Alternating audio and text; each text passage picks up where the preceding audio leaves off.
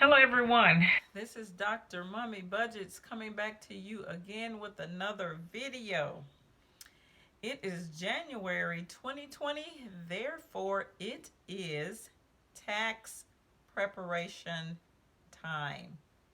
It is that season when it's time to start getting your tax documents finalized and preparing to get ready and do your own taxes, or have a CPA or a tax preparer do them for you. And during this time, it can become very overwhelming. So, I would like to do a video on some items that you need to make sure that you have ready for your upcoming tax season. If you are interested in this sort of content, then please stick around.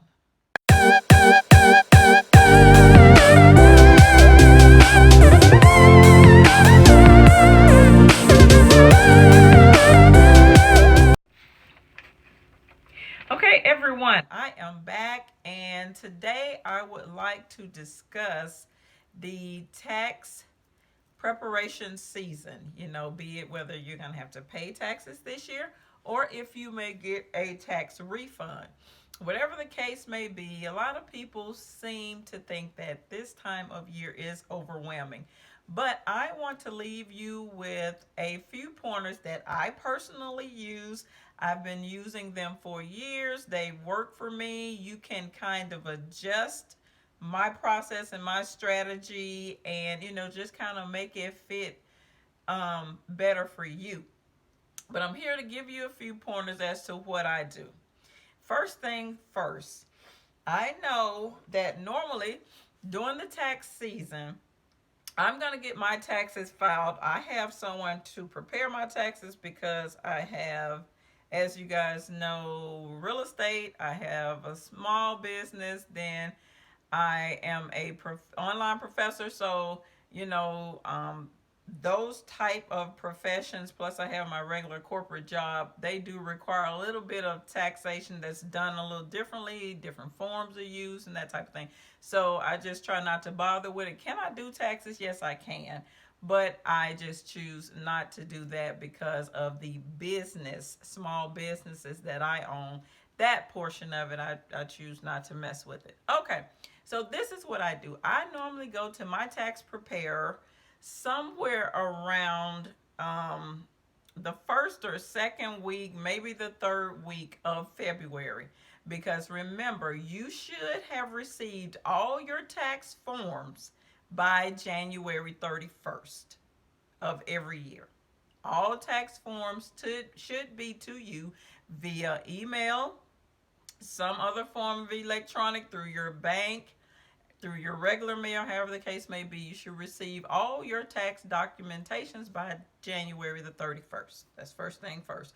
So therefore, what I do is I normally go and have my taxes prepared somewhere around the first and third week of February. Okay? Because over the years I've noticed how my tax records come to me. So therefore, I know that I won't forget a form that may come in the mail later, because by that time, somewhere between the first week and third week, I will have received all my tax documents. Okay, so I go there and I get my taxes done, and she does everything for me. And another reason why I use this lady is because she used to work for the IRS for 20 plus years. So therefore, I have a win-win situation because she knows all the ins and outs of that. And plus, with her, branching out her own, becoming a tax preparer, she has to stay up to date with all the tax codes and all that kind of stuff. So, it's a win-win situation for me. So, I use a tax preparer, and especially her, for that purpose. Also, a lot of time tax preparers purchase softwares that ask more questions than your normal, general tax preparation online. The ones where you get the online access to, like maybe your TurboTax and a couple of others, they purchase a more in-depth software that can ask some questions that those other softwares may not ask. Now, if you're not doing a lot of itemizing of your taxes, meaning that you need to keep track of medical expenses, you just don't have a lot of items. You pretty much got a W-2 form which shows all your income. You have your insurance, you have just those general categories. Then TurboTax is the way to go for you. There's no need to pay out hundreds of dollars. You can jump on there, throw your numbers in there. They're going to let you know whether you get a state refund back, or you have to pay the state, or you get a federal refund back, or you have to pay the federal.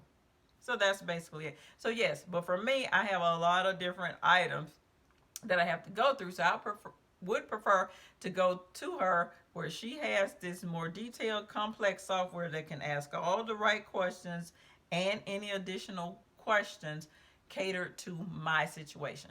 Now, once I do that, the first thing I do after I'm done with my taxes, I empty out my tax envelope. I have this tax pouch.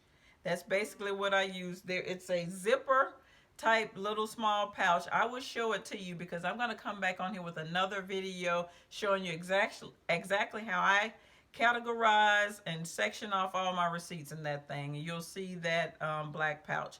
But anyway, I empty that out after my taxes are done, and I start it for the next year. So basically in February of 2020, get my taxes done, empty out all the receipts and documents and that type thing, and I start to put in next year's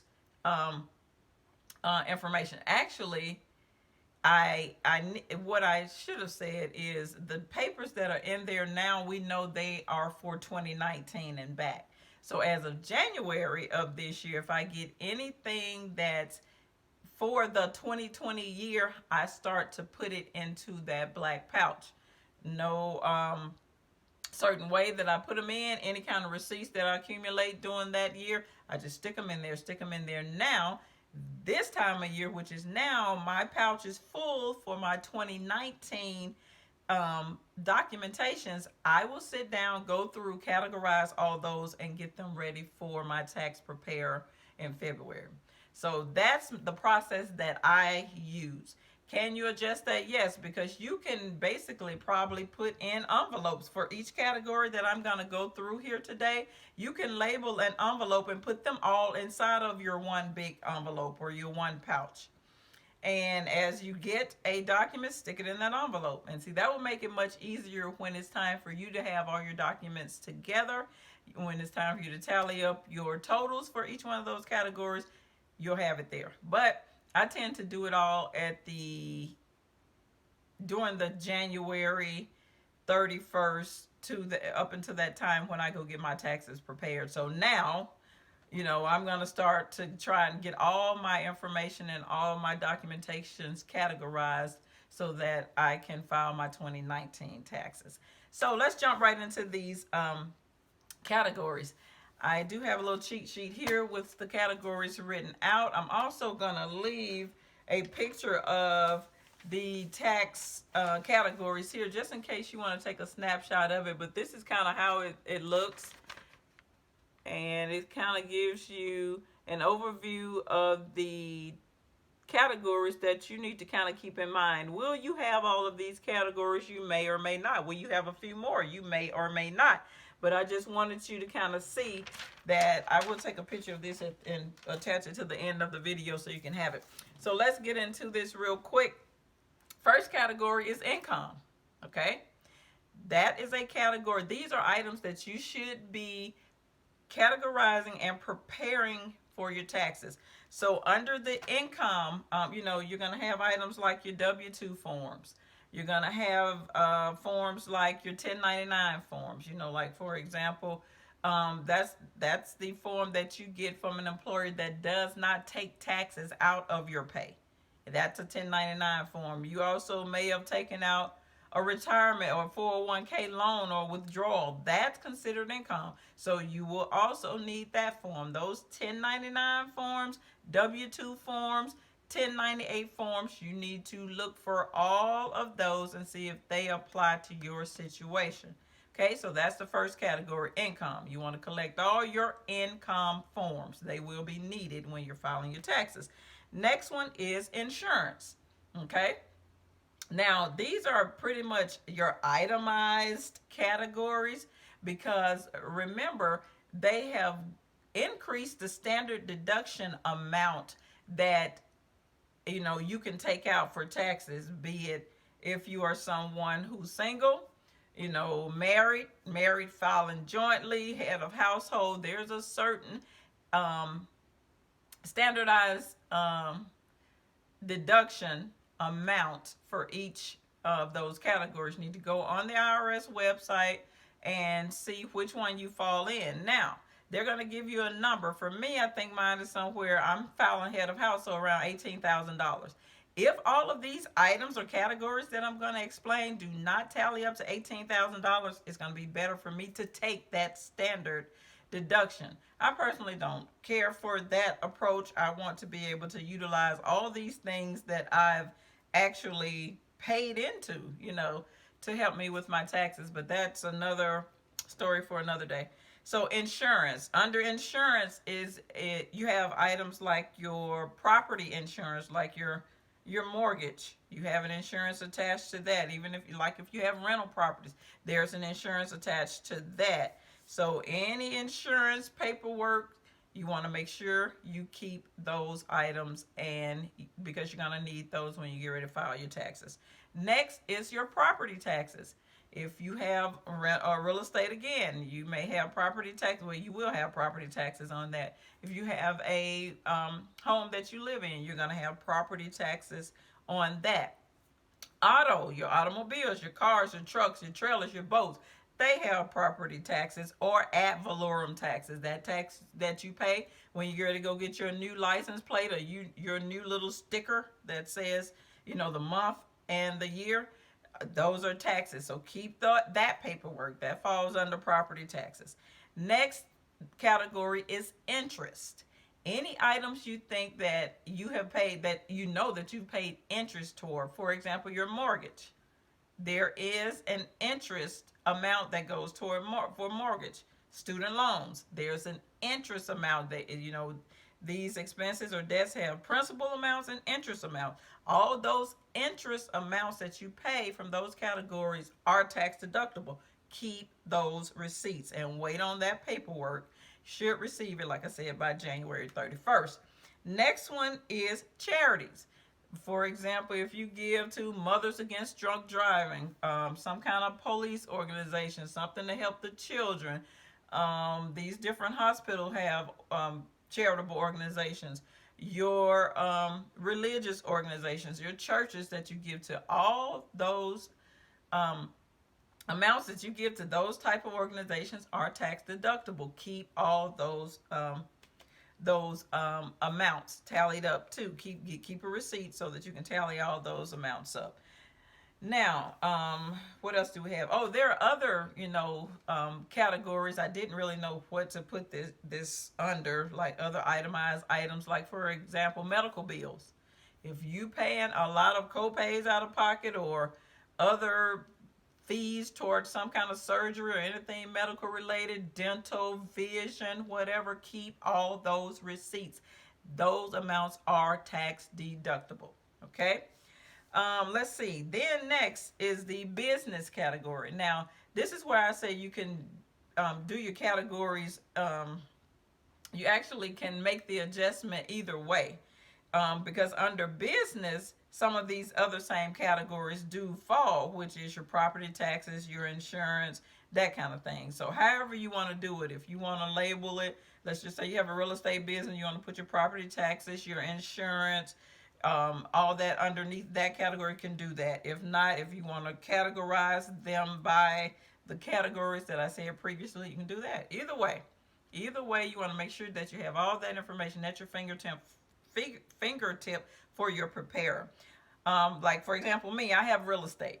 Under real estate, I know I need to be looking out for my property taxes, my insurance, if there are any repairs that I did on those real estate properties.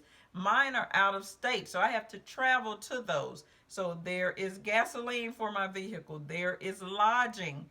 Um, Once I get there, food, all of those receipts I get to keep because I get to itemize them because they're tax deductible because of my rental properties. Another one is like home based businesses. Like, for example, I have a t shirt business, so that's considered a home based business. So, what will happen in that regard is a percentage of my, I'm not sure what it is, a percentage of my utilities I can write off because I use a percentage of my utilities for my business. For example, the t-shirt business, I have a heat press there. That is a piece of equipment that once you buy equipment, you can also write those off. But that big commercial size heat press pulls a lot of electricity. So therefore I can use a percentage of my electricity toward my business. Same thing with me being an online professor. I have a home office downstairs. That home office can be written off, those materials and expenses, as part of my business. They can be tax deductible. Things like paper, printers, ink, all those things, computers, guys. See, that's why I say you need to make sure that you understand how taxes work, because any computer technically that I buy in this house and I use, I can file it as a tax deduction. That's why you need to make sure you understand how taxes work. Keep all of your receipts, all of your receipts. 9 times out of 10, about 80% of the receipts that you accumulate can be written off. So that's why you have to make sure that you have some kind of filing system that you can keep this information in until the end of the year, and also write on your receipts. Because if I go and I pick up some t-shirts or I pick up some vinyl or something for my business, I write, UID on the top of the receipt. I may not be able to get to my filing system really quickly, but I write UID on the top. Let's say I go to Hobby Lobby and pick up some things. UID for my business name, Uniquely Inspired Designs. If I'm doing something for the rental properties, write rental right up on there. If there's a repair and I cash out the guy his money, I'm going to make a note, and I have a running tab, make a note of who I paid, go back through I got my cash out ledger, as to the description I put in there, and I'm able to, pull that information when it's time for me to tally up all my repairs total. So it's just things like that, guys, that will help make this tax preparation process easier for you. And I'm just trying to provide some pointers so that you can become better at your process and also involved in your process. I love numbers. I love to know what's going on with my numbers. I don't like to just have this buttload of receipts and property tax forms and all this stuff and just plop it over there on my preparer's desk. No, I am going to sit down and I am going to categorize each one of those receipts into these categories I just previously named. I'm going to tally up the total for each one.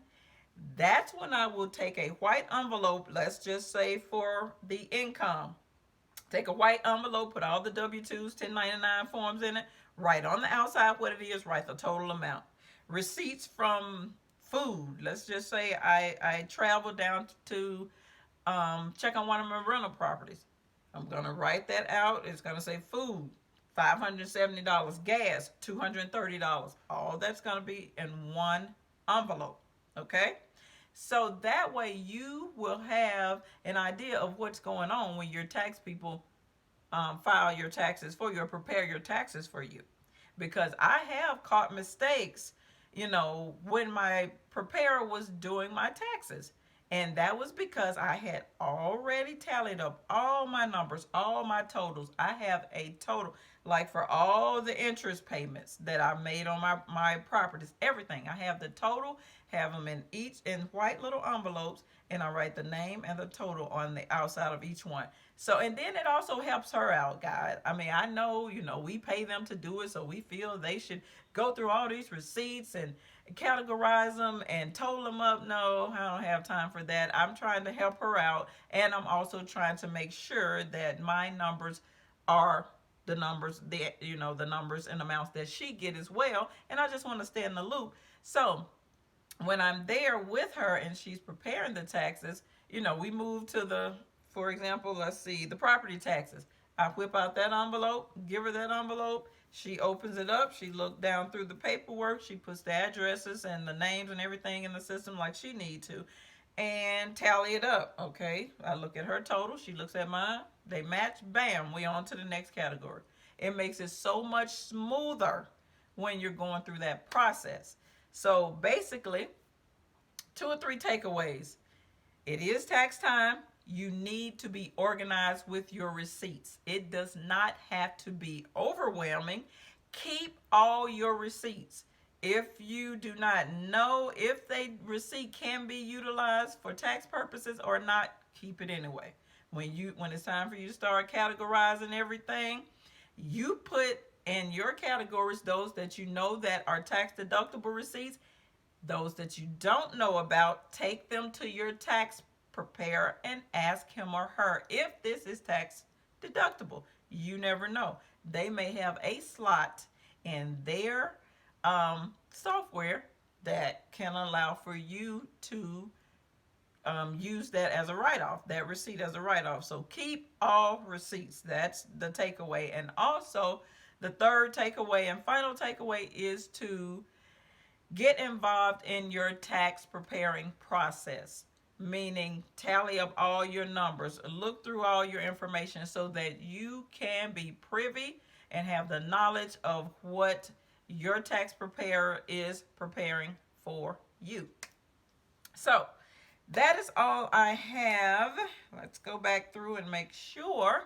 That's all I have for this video at the moment. Like I said, once I get all of my tax information and paperwork and document prepared, I'm going to come back on and show you the system that I use and what I did to prepare before I actually go get my taxes prepared. Okay? Now, this is all I have for this video. Please leave me a comment below and let me know if you already have a tax preparation process in place. How do you actually do your taxes? Do you do your own taxes? Do you go to a CPA or a tax preparer to do your taxes? However the case may be, just leave me a comment below. We can have some dialogue because there are a lot of people here in this financial community that is still learning about a lot of this stuff. No comment is stupid. No question is stupid. Whatever you feel that you need to ask or comment you want to leave, please do, because somebody else will learn from this information. All this information become valuable. We're out here to try and help each other. We're trying to gain financial freedom together, and that is where we need to be. So I would love it if you would share this content with those people that may be interested. It is tax time. There are some people that don't know a lot about what they need to do for taxes. Share this information. It may help them out in the long run. So this is all I have for this video. This is Dr. Mommy Budgets, where we dream big but start small around here. Until next time, guys, peace.